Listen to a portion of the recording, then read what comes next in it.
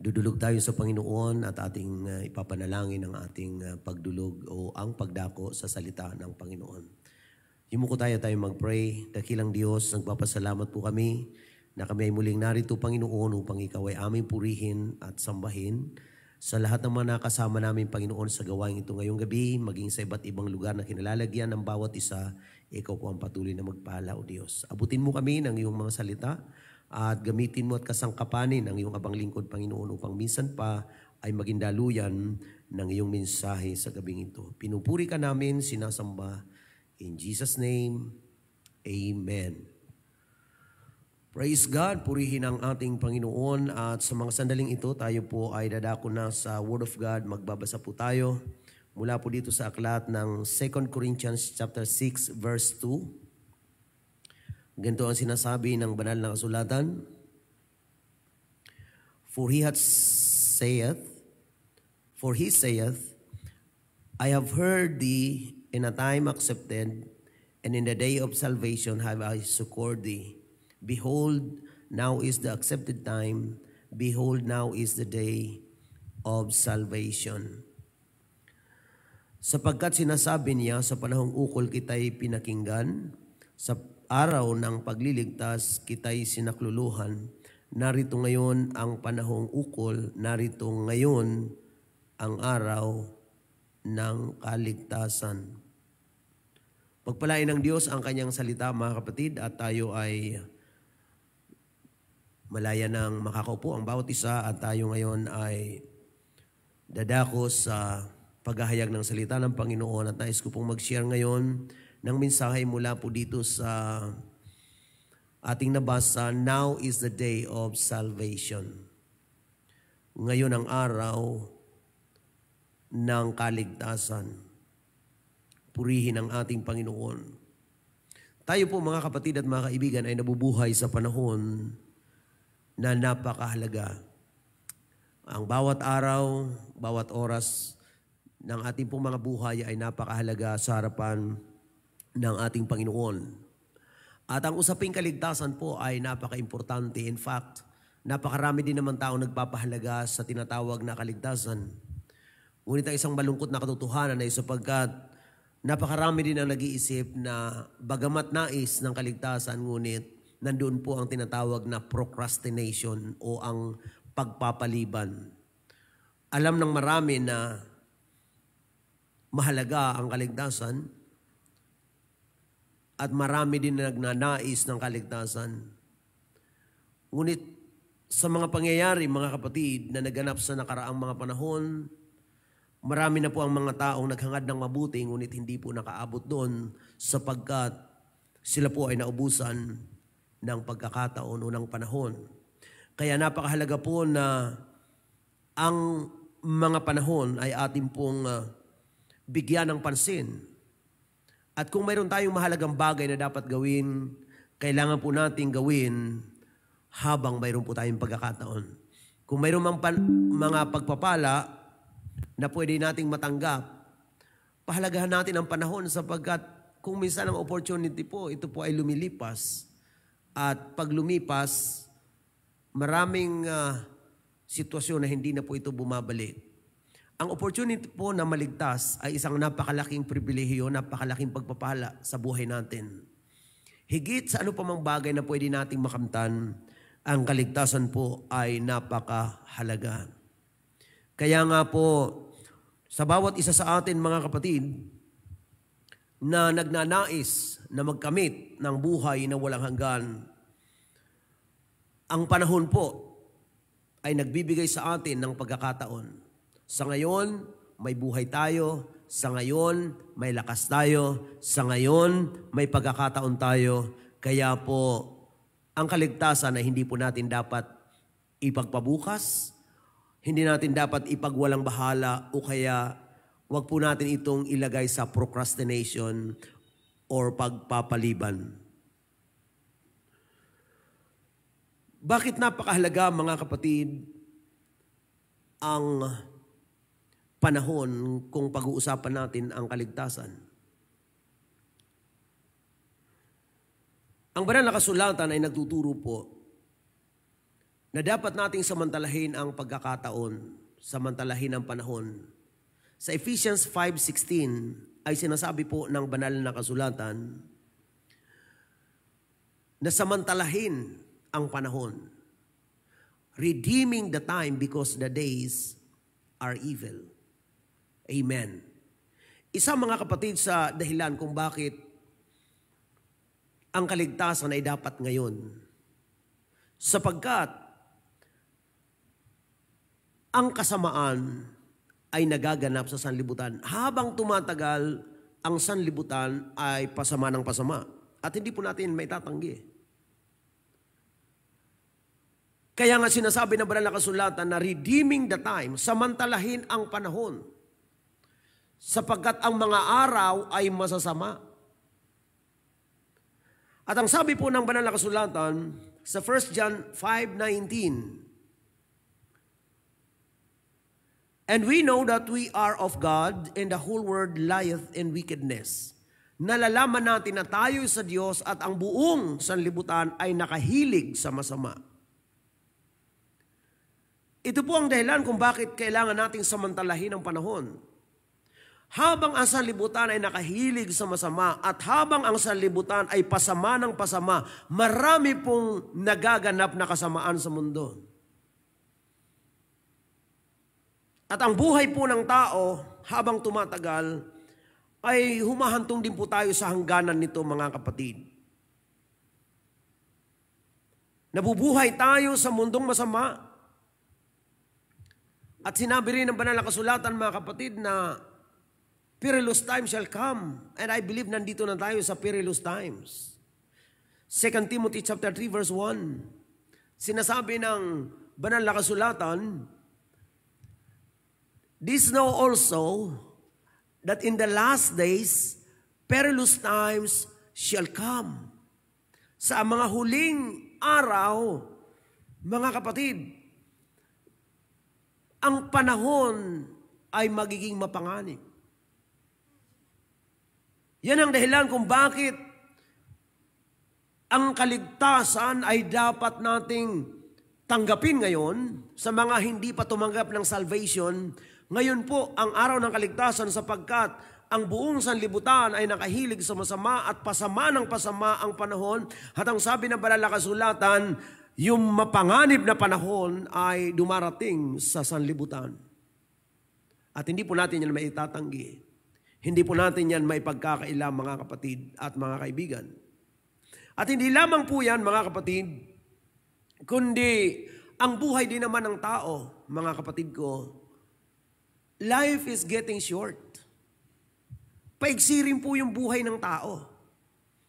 Na bakit pinahalagahan natin ang kaligtasan, binibigyan natin ng panahon, at bakit tayo ay nagsusumikap na ang kaligtasan ay patuloy na may pahayag sa sangkatauhan. Ang dahilan po ay sapagkat ang pagkakataon lang na maligtas ay habang tayo po ay nabubuhay pa. Ang kaligtasan o ang proseso ng kaligtasan ay hindi po binibigay para sa mga taong pumanaw na. Ang proseso ng kaligtasan at ang kaparaanan ng kaligtasan ay binibigay ng Diyos sa mga taong nabubuhay pa at mayroon pang pagkakataong magpasya, tumanggap ng inaalok ng Panginoon na kaligtasan. Ang buhay po natin ay hindi natin hawak, mga kaibigan at mga kapatid. Tayo po ay mayroon lamang maiksing buhay dito sa mundo at ang sabi ng James 4:14 ay ganito, whereas ye know not what shall be on the morrow, for what is your life? It is even a vapor that appeareth for a little time and then vanisheth away. Hindi po natin alam kung anong mangyayari bukas. Sapagkat ano daw ang ating buhay? What is your life? Ang sabi ng Biblia, ito ay katulad lang ng singaw unang usok na sa sandaling panahon ay nakikita ngunit pagdakay nawawala. That's life on earth. Yan ang buhay dito sa sanlibutan. Tayo po ay mabilis na lumilipas, mga kapatid. Ang mga panahon ay mabilis na lumilipas at sa paglipas ng mga panahon, sumasabay din po ang paglipas ng buhay ng tao. Yan po ay katotohanan hindi natin maitatanggi. Nagpapasalamat tayo sa Diyos na ngayon tayo ay may buhay, tayo ay may lakas. Samantalahin natin ang pagkakataon. Habang mayroon tayong panahon na magpasya, dahil ang kaligtasan po ay inaalok ito ng Panginoon sa banal na kasulatan, at tayo po habang may pagkakataong magpasya ay napakahalaga na pagpasyan po nating tanggapin ang kaligtasang inaalok ng ating Panginoon. Hallelujah! Huwag tayong masyadong kumpiyansa sa mga bukas na akala natin ay lagi nating mararating. Sapagat ang sabi ng Proverbs 27 verse 1 ay ganito, Boast not thyself of tomorrow, for thou knowest not what a day may bring forth. Huwag mong ipagmalaki ang bukas sapagkat hindi mo nalalaman kung ano ang lalabas ng bukas. Maraming mga tao may pangarap sa bukas at ngayon pa lamang ay parang ipinagdiriwang na yung maraming mga bukas. Nais ko pong sabihin sa inyo, kung mayroon man tayong panahon na masasabi natin tiyak nating nararating, ito po yung panahon ngayon. Salamat sa ngayon. Salamat na tayo nabubuhay pa ngayon. Salamat na tayo ay may lakas pa ngayon. Salamat sapagkat ang pagkakataon ay nasa kamay natin ngayon. Ngunit sa mga darating na mga panahon, hindi po natin alam. Kaya nga po ang salita ng Panginoon ay patuloy na ipinapahayag, patuloy pong ipinapangaral, sapagkat hindi po natin hawak ang ating buhay, hindi natin alam. Ang sabi ng banal na kasulatan, mga kapatid, sa Hebrews 9:27, as it is appointed unto men once to die, but after this the judgment. Itinakda sa mga tao ang mamatay na minsan at pagkatapos ay ang paghukom. Ito po ay mahalagang mga bagay na kailangan ma-realize ng tao. Na habang tayo nabubuhay pa, ito yung tinutungo natin. Ito mga kapatid, ang mga bagay na naghihintay sa atin. There is an appointment na inilagay ng ating Panginoon na ang buhay natin sa mundong ito ay matatapos, mga kapatid ko. Ngunit salamat sa Panginoon sapagkat ang mga sumasampalataya, tumanggap sa ating Panginoon Jesucristo, ay tumatanggap ng kaligtasan at dumating man ang nakatakdang panahon ng pagpanaw sa mundo, hindi po yan suliranin sa mga taong ang puso at ang kaluluwa ay nasa kamay ng Diyos. Purihin ang ating Panginoon. Hallelujah! May itinakdang panahon sa bawat isa sa atin. Kung tanggap natin yan, mga kapatid, ay mayroon tayong malaking katanungan na nasagot sa buhay.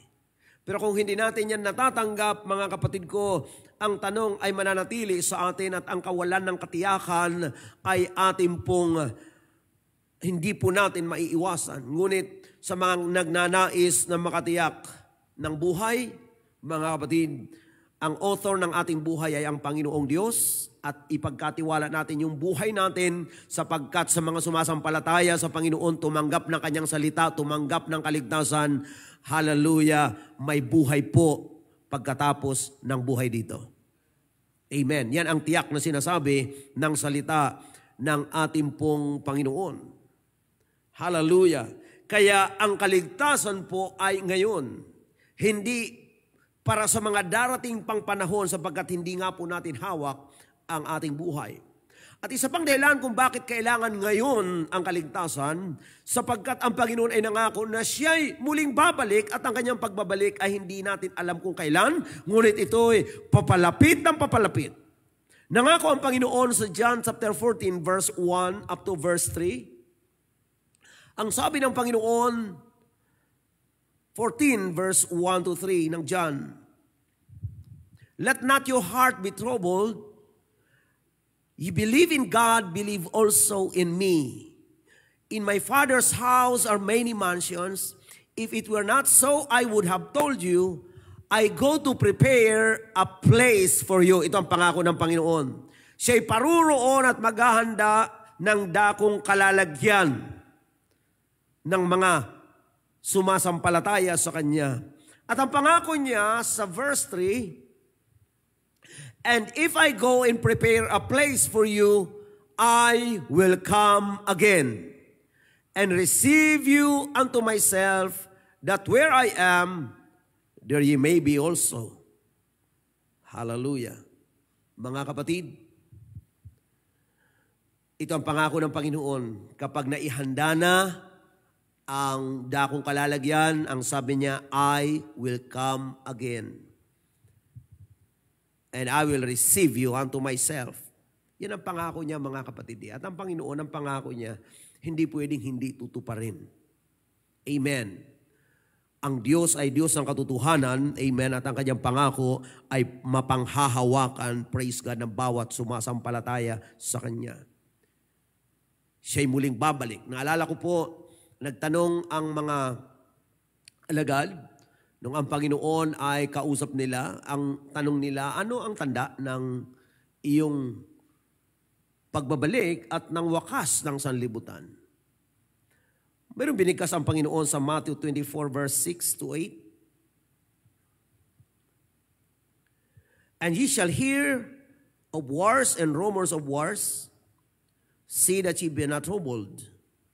For all these things must come to pass, but the end is not yet. For nation shall rise against nation, and kingdom against kingdom, and there shall be famines and pestilences and earthquakes in divers places. All these are the beginning of sorrows. Ang sabi ng Panginoon, makakarinig kayo ng mga rumors of wars, mga alingaw ng mga digmaan. At ang sabi ng Panginoon, huwag kayong magulumihanan. Sapagkat ang mga bagay na ito ay kinakailangang mangyari. Datapwat hindi pa ang wakas. Sapagkat ang pagbabalik po ng Panginoon ay hindi po yun yung wakas ng mundo. Sa mga nakakasama natin sa ating pong series of prophecy, sa ating pong Zoom fellowship or Zoom meeting na ginaganap natin, mga kapatid, ay napag-aaralan natin yan, mga kapatid, ng detalyado. At dito po ay nadadaanan lang natin sapagkat ang pinag-uusapan natin, ang Panginoon ay muling babalik. Amen. At sa pagbabalik ng ating Panginoon, mga kapatid, isa ito sa mga tanda, praise God, ang mga bansa laban sa bansa, kaharian laban sa kaharian. At sa kasalukuyang panahon, mga kapatid, ay nakakarinig na tayo ng mga alingaw-ngaw ng digmaan at nung pang mga nakaraang panahon. At sa ngayon ay mga actual na nagaganap, bansa laban sa bansa, girian ng mga bansa, mga kapatid, ay nariyan. Ang sabi na banal na kasulatan, ang mga bagay na ito ay kinakailangang mangyari, datapwat hindi pa ang wakas. At hindi lang yun ang sinabi ng Panginoon, kundi ang sabi niya, there shall be famines, magkakaroon ng mga tagutom, pestilences, magkakaroon ng mga salot. At hindi bago sa atin, mga kapatid, na ang buong sanlibutan ay nakaranas, mga kapatid, ng salot, ng pandemic. At isa pang tanda, there shall be earthquakes in diverse places. Magkakaroon ng mga lindol sa iba't ibang dako.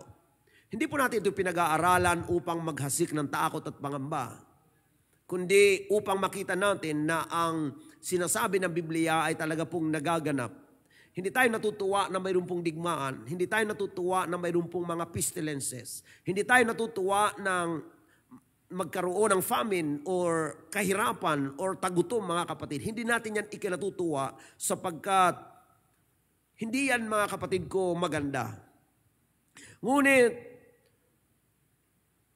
sinabi ng banal na kasulatan ng mga bagay na ito ay magaganap. Inuulit ko po, hindi natin ito pinag-uusapan upang tayo mangamba, upang tayo ay matakot, kundi pinag-uusapan natin ito upang lalo nating makita na totoo ang salita ng Diyos. At dahil sa totoo ang salita ng Panginoon, tayo ay maaaring magpasya na ito ay ating tanggapin, ito ay ating panghawakan. Mga salita ng Panginoon ay pwede nating yakapin bilang katotohanan sapagkat ito rin ang nagtuturo sa atin kung paano tayo maliligtas at magkamit ng buhay na walang hanggan. Marami pang mga signs, mga kapatid, na napag-aaralan natin sa ating series of lessons ng prophecy.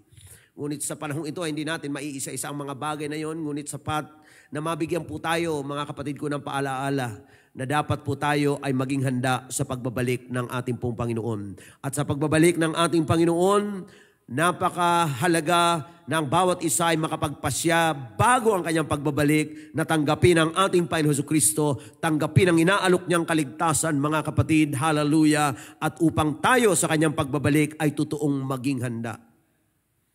Praise God, purihin ang ating Panginoon. At magkakaroon, mga kapatid ko, ng pagsusulit ang tao sa Diyos. Mahalaga, mga kapatid, na ang kaligtasan ay matanggap ngayon sapagkat masama ang panahon, ang sanlibutan ay nakahilig sa masama, ang buhay ay sadyang maiksi lamang, at ang Panginoon ay nalalapit ang kanyang pagbabalik at magkakaroon ng pagsusulit ang bawat isa. Sabi po ng Romans chapter 14 verse 12, "So then every one of us shall give account of himself to God." Bawat isa sa atin ay magbibigay sulit sa harapan ng Diyos. Bawat isa sa atin.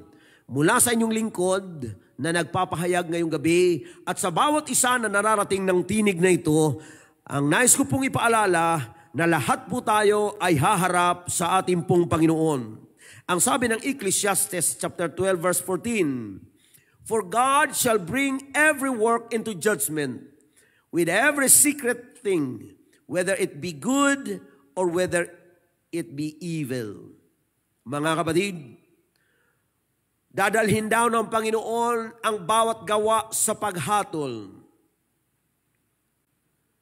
Maging ang mga lihim na bagay, maging ito man ay mabuti o maging ito man ay masama.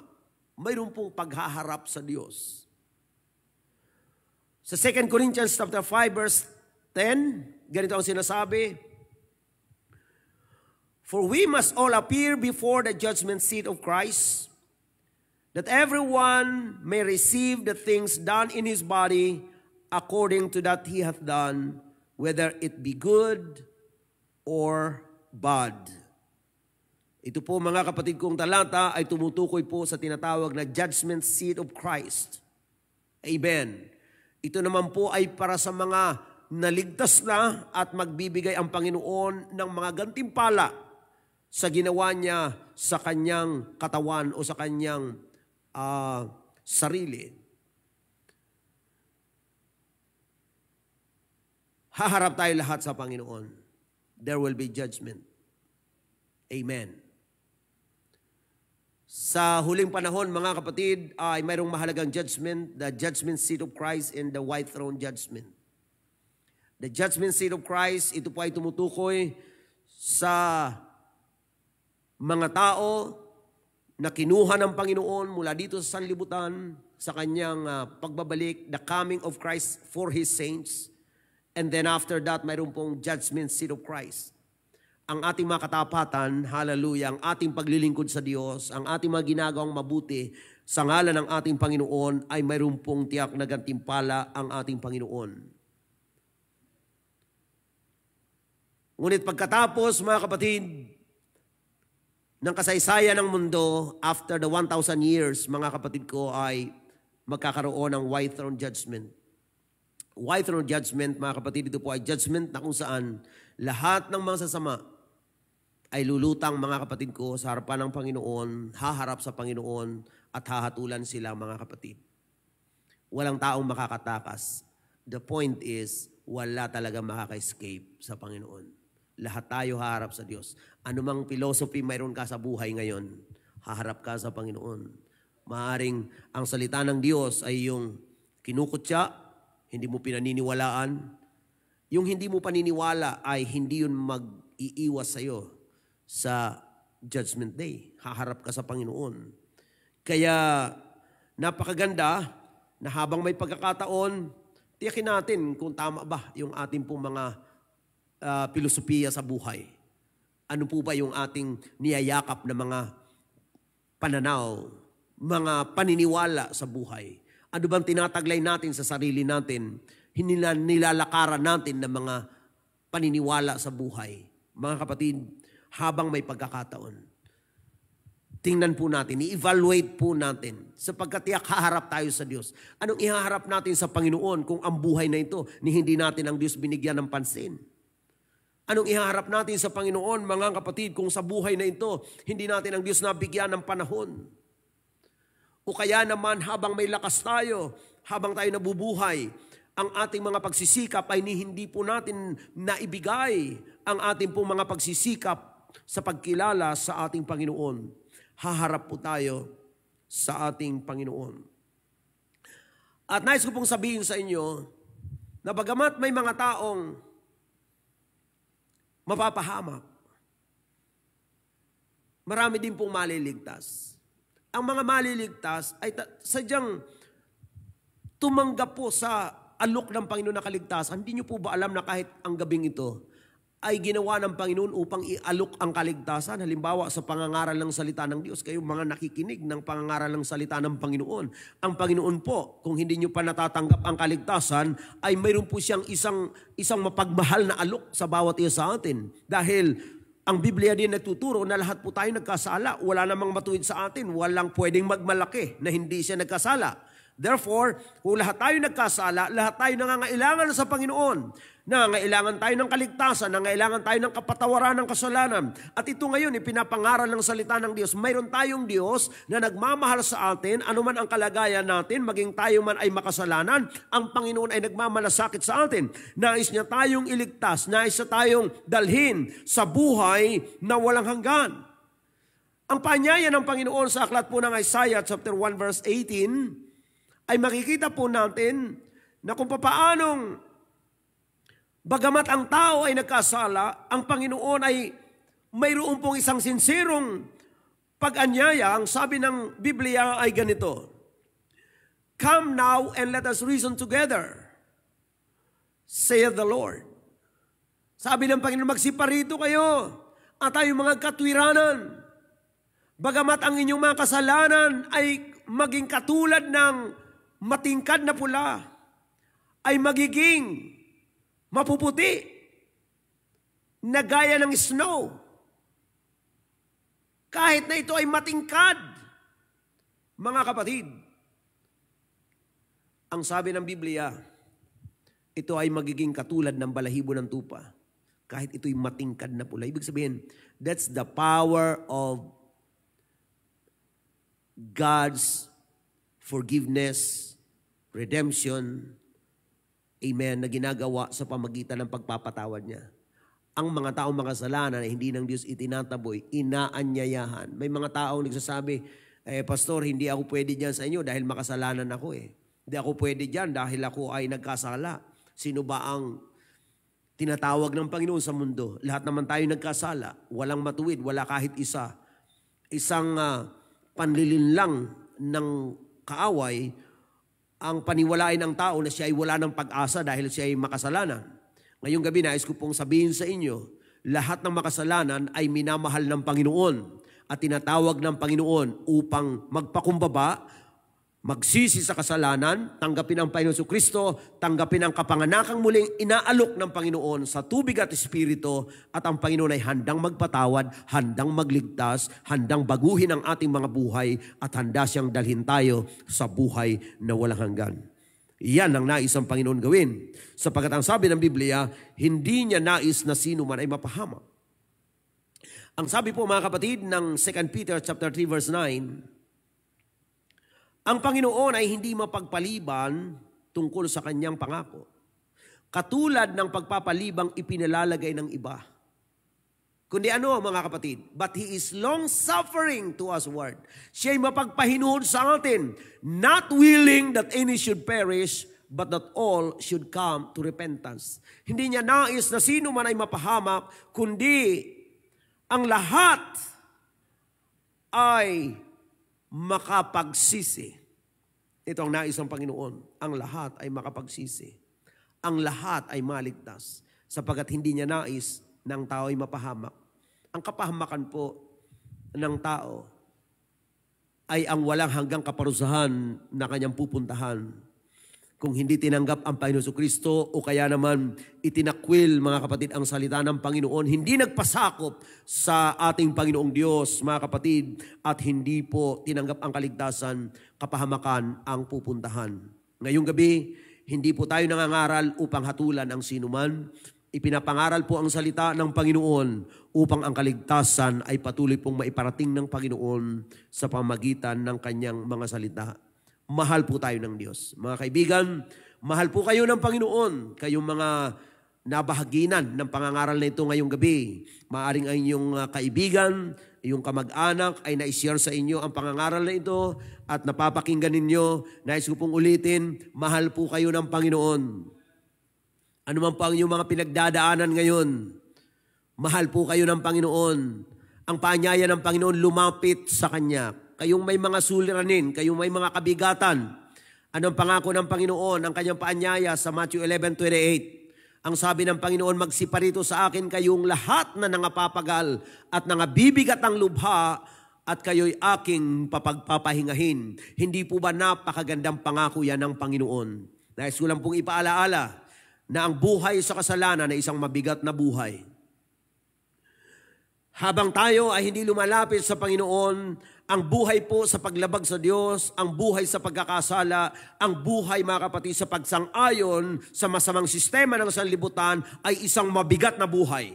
Kaya ang Panginoon ay nag-aanyaya, magsiparito sa akin kayong lahat na nangapapagal, nabibigat ang lubha. Nais ko pong sabihin sa inyo na tanging ang taong lumalapit sa Panginoon ang nagkakamit ng kapahingahan, mga kapatid ko, sapagkat habang tayo ay malayo sa Diyos, kabigatan ng buhay ay hindi natin maiiwasan.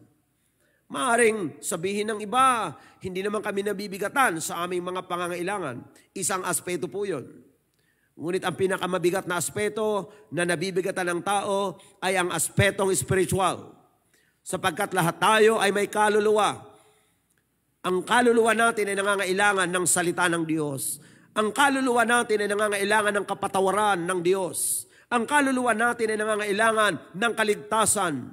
At kapag natanggap natin ito sa ating pong mga buhay, magkakaroon tayo mga kapatid ng pagpapala na hindi po pwedeng ihambing sa mga material na pagpapala.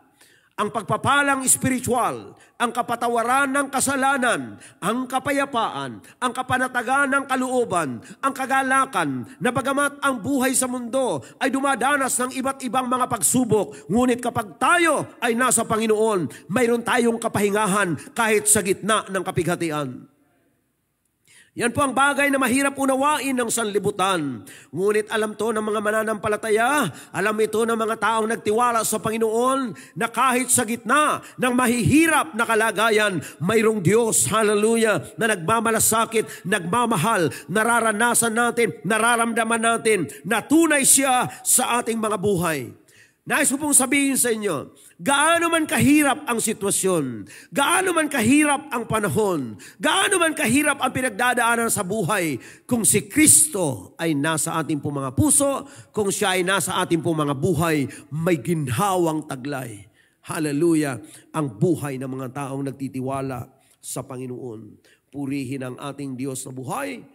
Hallelujah! Kaya nga po mga kapatid, ang sabi ng banal na kasulatan, sa aklat ng Ephesians chapter 5, verse 15, basahin natin ang talatang ito sa wikang Tagalog.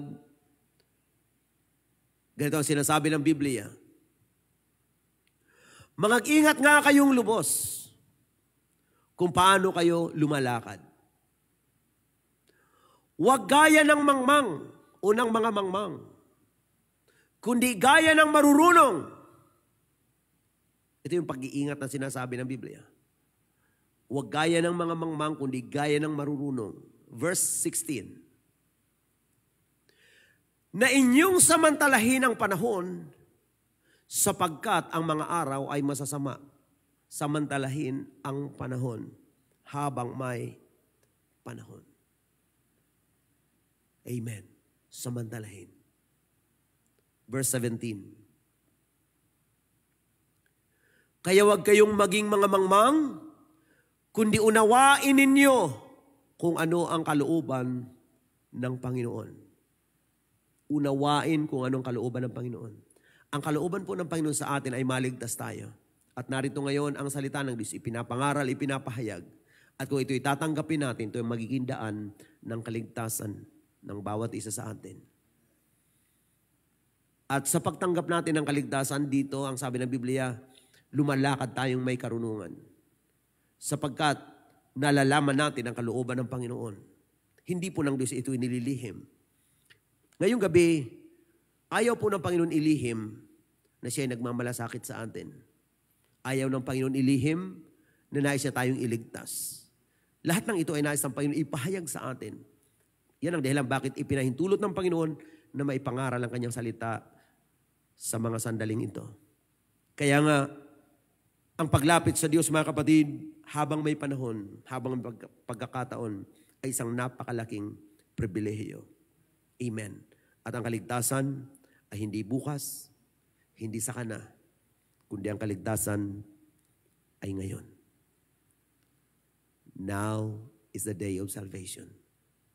Ngayon ang araw ng kaligtasan. Mga minamahal, sa mga sandaling ito, nasa atin ang pagkakataon. Sa mga hindi pa tumanggap sa Panginoon, nasa inyong pagkakataon tanggapin ang salita ng Diyos, tanggapin ang Panginoon na pinakikilala ng salita ng Diyos. Sa mga hindi pa tumanggap ng kaligtasan, nasa inyo po ang pagkakataong tanggapin ang alok ng Panginoon. Magsisi sa kasalanan. Tumanggap ng kapanganakang muli sa tubig at espiritu, sa bautismo sa pangalan ni Jesucristo. Tanggapin ang kapatawaran ng kasalanan. Mga kapatid, napakahalaga to. Malimit na binibigkas natin ang napakahalagang alok ng Panginoon. Kaya nga darating ang araw, kung mayroong mang mapapahamak, pagkatapos ng maraming alok ng Diyos ng kaligtasan, hindi na po natin masisisi ang Panginoon. Sapagkat maalala natin ang panahon, maging sa pagharap natin sa Judgment Day, maging ang pangangaral ng salita ng Diyos ay iyong maaalala na minsan, ikaw ay nabahagi na ng salita ng Diyos, unang pangangaral, at napakinggan mo ang salita ng Diyos. Kung tinanggap mo, ito ay walang hanggang ipagpapasalamat mo. Ngunit kung tinanggihan mo, ito ay maaaring walang hanggang panghihinayangan mo. Kaya ngayong gabi, tayong lahat ay lalapit sa Diyos. At samantalang tayo lumalapit, magbulay tayo sa Panginoon. Amen. Samantalang inaawit natin ng kailan pa ibibigay ang buhay mo. Lakas. Hallelujah.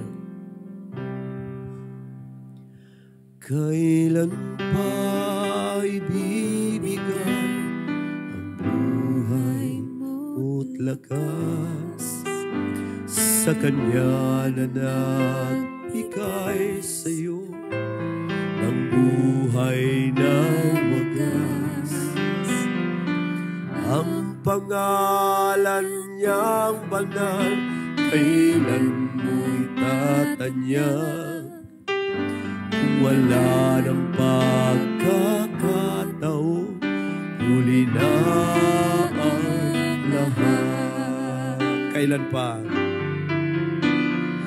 Kailan pa ibibigay ang buhay mo't lakas sa Kanya na nagbigay sa iyo ng buhay? Amen. Ang pangalan niyang banal, kailan mo'y tatanyag? Kung wala ng pagkakataon, huli na ang lahat. At kung ang araw mo, lumipas na, makuha mo ba kaya siya'y paglingkuran? Kailan pa kaya maglilingkod sa Diyos? Kung hindi ngayon, kailan pa? At kung ang araw mo, lumipas na, makuha mo pa kaya siya'y paglingkuran.